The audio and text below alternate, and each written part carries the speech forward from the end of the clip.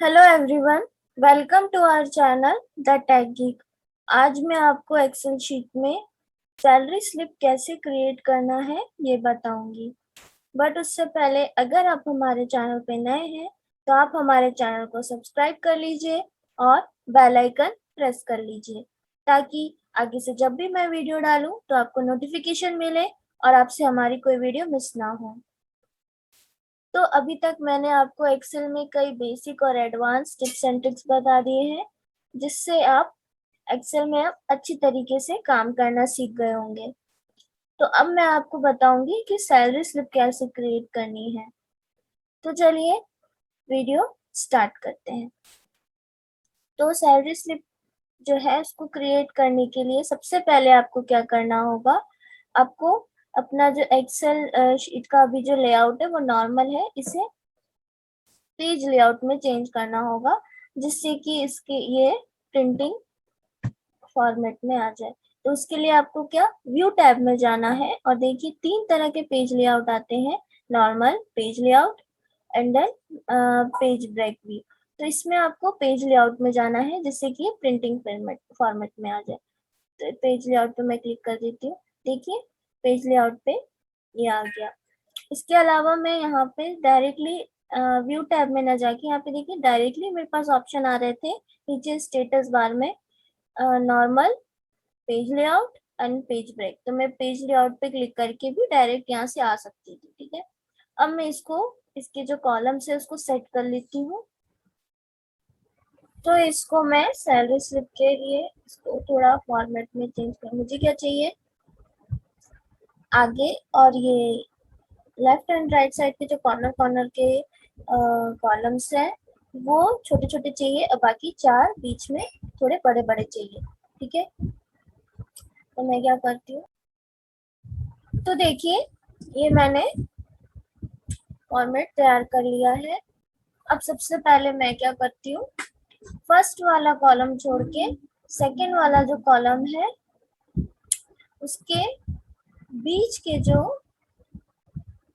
जो सेल्स है सेकेंड वाले रो में उनको मर्ज कर लेती हूँ। मर्ज करने के लिए मुझे होम टैब में जाना है और यहाँ पे देखिए मर्ज एंड सेंटर ऑप्शन है, उस पर क्लिक करना है और देखिए ये मेरा जो सेल्स है वो सारे मर्ज हो गए। अब मुझे यहाँ पे अपनी कंपनी का नेम देना है। मैं कंपनी का नेम मान लीजिए XYZ दे देती हूँ, कुछ भी XYZ private limited.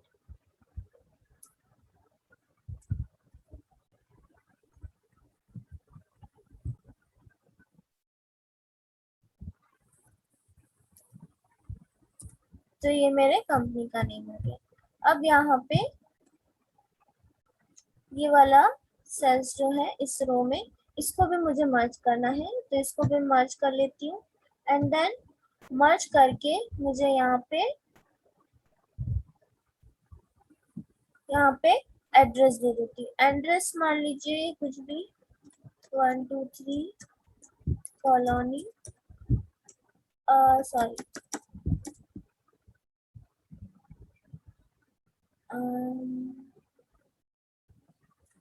XYZ 5th floor. ठीक है, ये मेरा एड्रेस हो गया। अब इस वाले सेल में मुझे क्या यहाँ पे अपना हेडिंग देना होगा कि ये जो मैंने डॉक्यूमेंट बनाया है किस चीज के लिए बनाया है। तो मैं यहाँ पे ये मेरा सैलरी स्लिप है तो यहाँ पे मैं सैलरी स्लिप दूंगी। तो पहले मैं इसको मर्ज कर लेती हूँ एंड देन सैलरी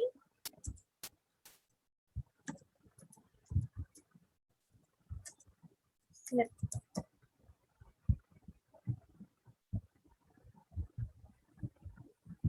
ठीक है, मंथली सैलरी स्लिप। ठीक है, अब इनको क्या मैं थोड़ा सा, ये मेरी कंपनी का नाम है, ये थोड़ा बोल्ड होना चाहिए। ठीक है, तो मैं इसको बोल्ड करके इनके साइजेस इंक्रीज कर लेती हूँ ताकि ये अच्छा दिखे। ठीक है, इसको भी बोल्ड करके थोड़ा सा साइड इनका इंक्रीज कर लेती हूँ इस तरीके से।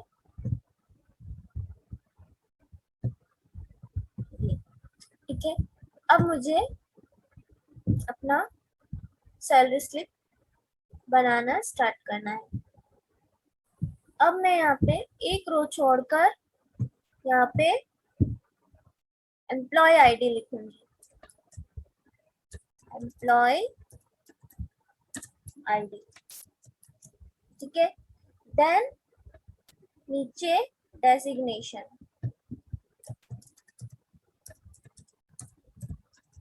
ये मेरा डेजिग्नेशन हो गया। अब मैं ये वाले इनके सामने के जो सेल्स हैं उन्हें ब्लैंक छोड़ दूंगी। देन उसके नेक्स्ट वाले सेल में एम्प्लॉय नेम,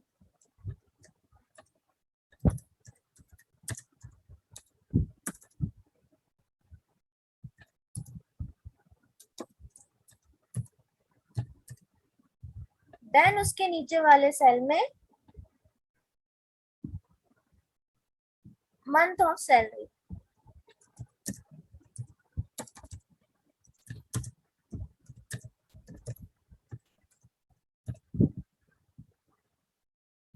अब इसके बाद इसका एक रो ये छोड़ के, ये वाला रो छोड़ के इसके नीचे वाले रो को मैं दो दो में मर्ज कर लूंगी, यानी कि इन दो सेल को मर्ज कर लूंगी। Then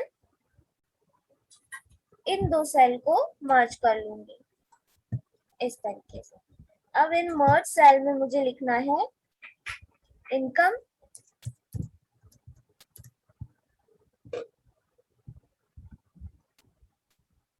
then deduction.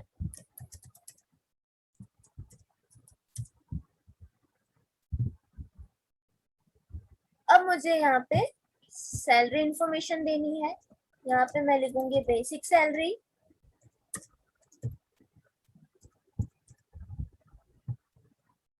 Then DA,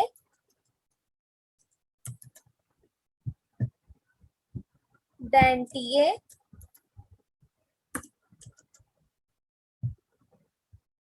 then HRA,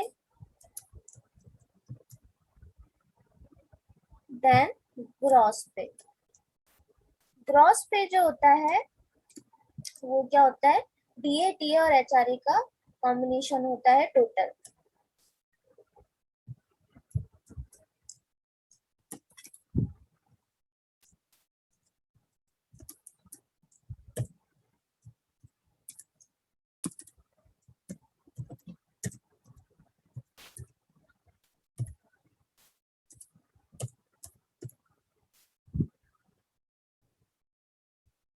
then अब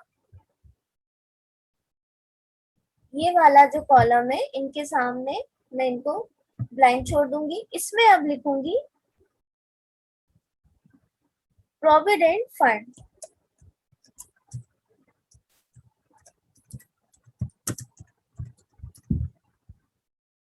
देन लोन,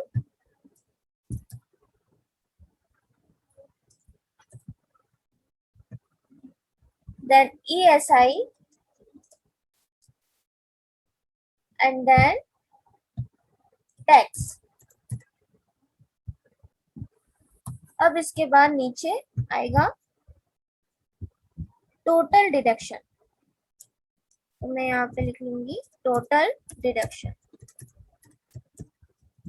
देन उसके बाद आएगा नीचे नेट सैलरी। नेट सैलरी जो है वो क्या, टोटल डिडक्शन होने के बाद जो ग्रॉस सैलरी बचेगी वो हमारा नेट सैलरी हो जाएगी। ठीक है, अब इसके बाद यहाँ पे मैं दो रो छोड़ के इसके बाद जो हमारा थर्ड रो आएगा उसमें दो सेल्स को मैं मर्ज कर लूंगी। देन उसके सामने वाले दो सेल्स को भी मर्ज कर लूंगी इस तरीके से। और यहाँ पे मुझे लिखना है साइन ऑफ एम्प्लॉय या फिर employ signature, employ signature. Then यहाँ पे मैं लिख लूंगी HR डिपार्टमेंट सिग्नेचर, तो ताकि यहाँ पे HR डिपार्टमेंट से सिग्नेचर हो।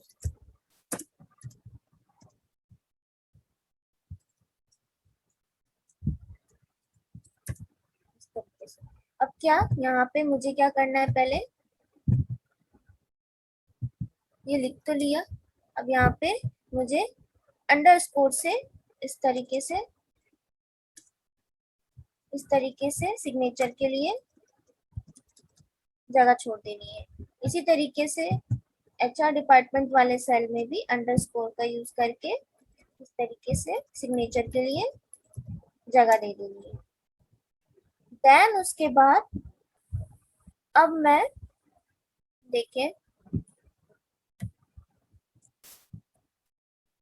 जो मंथली सैलरी स्लिप वाला सेल है जो मैंने मर्ज किया था, यहाँ पे मैं इस पे क्लिक करके एंड देन ये देखिए होम टैब में ही आ रहा है बॉटम बॉर्डर करके ये ऑप्शन, ये बटन है।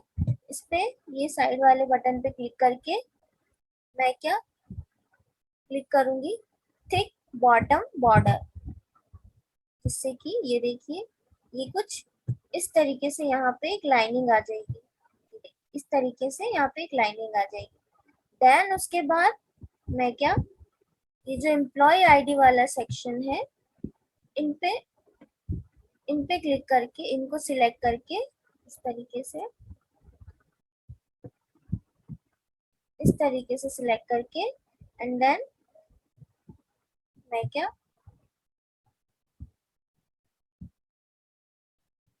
ऑल बॉर्डर पे क्लिक कर दूंगी, तो ये इस तरीके से दिखने लगेगा। देन इनको भी मैं और बॉर्डर पे सिलेक्ट कर लूंगी इस तरीके से।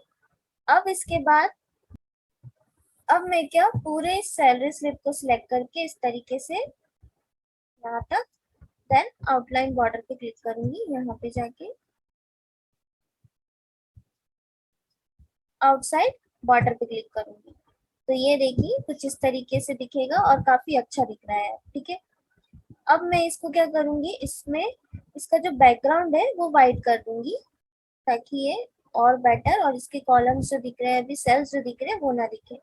तो मैं इसको देखिए मैंने इसका बैकग्राउंड है वाइट कर दिया और ये अब देखिए कई कई मतलब कई हद तक अभी बहुत ही अच्छा बेटर और ये लग रहा है कि अब ये सैलरी स्लिप है। ठीक है,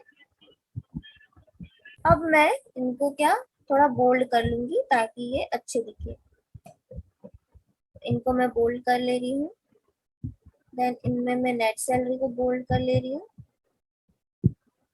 एंड देन इन्हें भी मैं बोल्ड कर लेती हूँ इस तरीके से। अब इसके बाद ये जो है ये थोड़े से बोल्ड में अच्छे नहीं लग रहे, तो इन्हें मैं वापस से बोल्ड से हटा के इनका थोड़ा साइज डिक्रीज ही रहने देती हूँ इस तरीके से, क्योंकि अब ये क्या काफी बेटर लग रहा है। अब मैं इनमें थोड़ा सा कलर फिल कर लेती हूँ।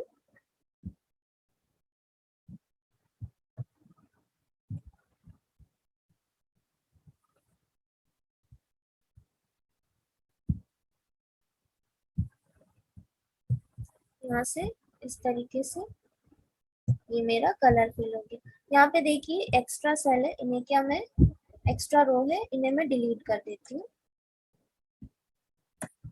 ये मुझसे गलती से एक्स्ट्रा रो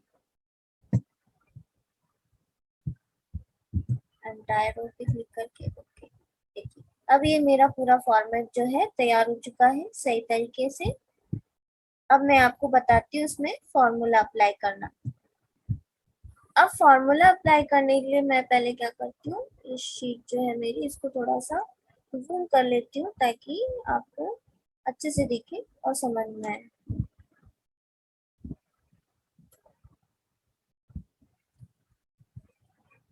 तो ये देखिए मैंने जूम कर लिया। अब यहाँ पे मैं आपको फॉर्मूला अप्लाई करना बताती हूँ।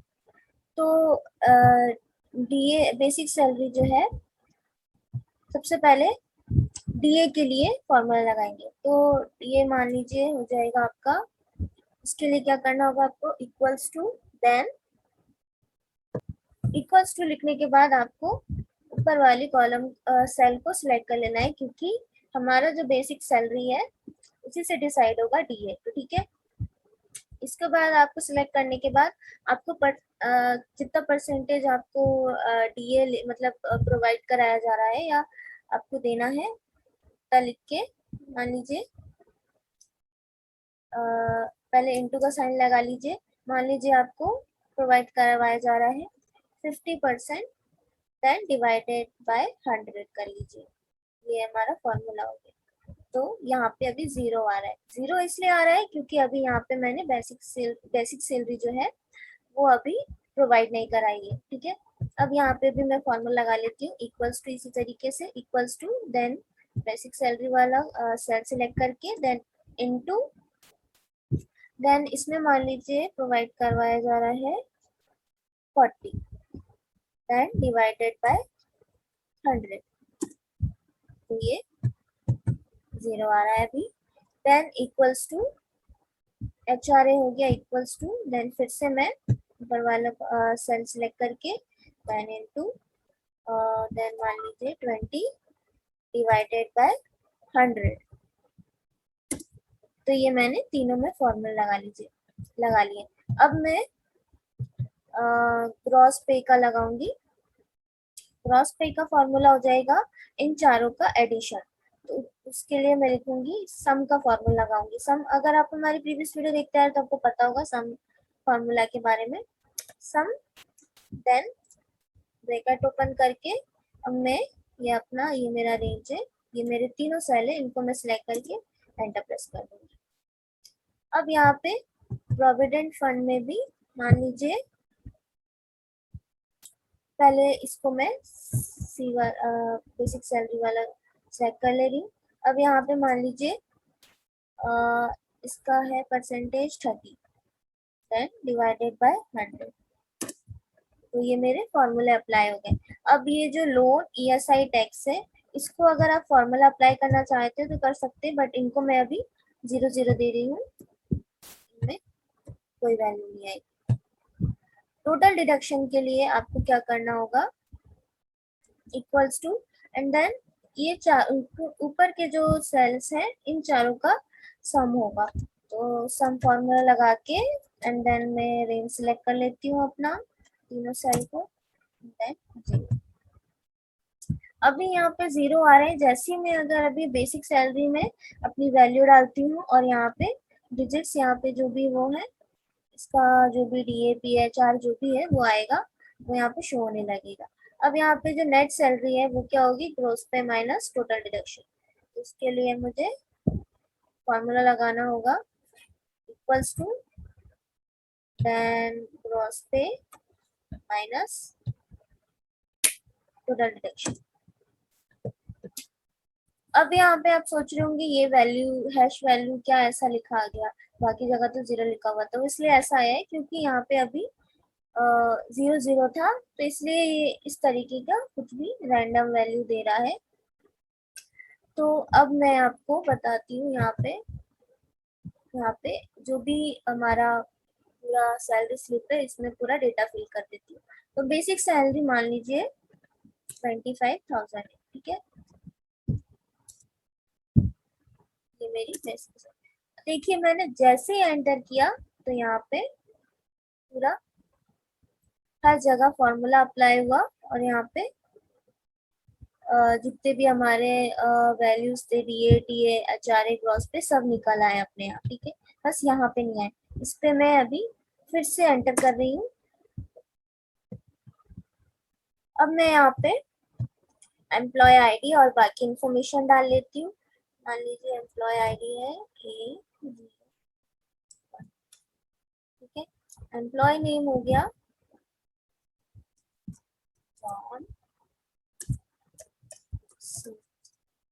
ठीक है, देन डेजिग्नेशन हो गया मान लीजिए मैनेजर,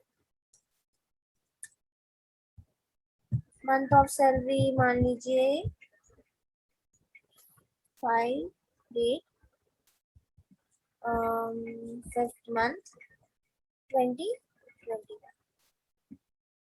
ये देखिए यहाँ पे ये जो है बोल्ड आ रहे हैं, इनका मैं क्या पहले साइजेस डिक्रीज करके इन्हें थोड़ा एडजस्ट कर लेती हूँ।